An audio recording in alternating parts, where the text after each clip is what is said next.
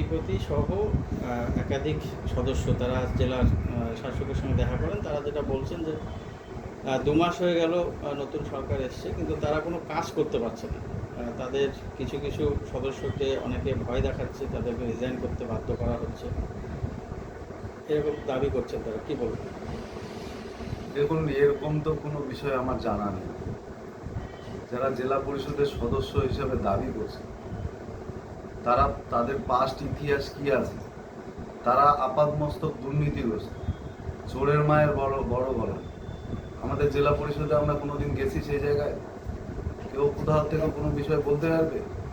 নিজেরা কাজ করতে পারবে না, জনগণের কাছে মুখ দেখানোর মতন সাহস নেই, আর তারা বলছে যে বিজেপি বা প্রশাসন কাজ করতে দিচ্ছে না।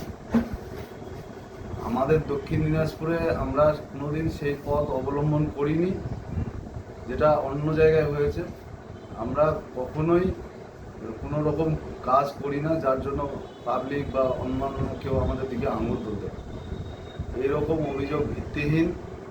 তারা দুর্নীতিগ্রস্ত, মানুষের সামনে আসার ক্ষমতা নেই, এবং তদন্ত হোক এটা আমরা চাই। এতদিন চাইনি, এখন বলছি যে সম্পূর্ণরূপে তদন্ত হোক। এরা মানুষের কি কি করে রেখেছে, এই তদন্ত হলেই এরা ধরা পড়বে এক এক করে, এবং সেই অনুযায়ী এরা জেলে যাবে। ধন্যবাদ।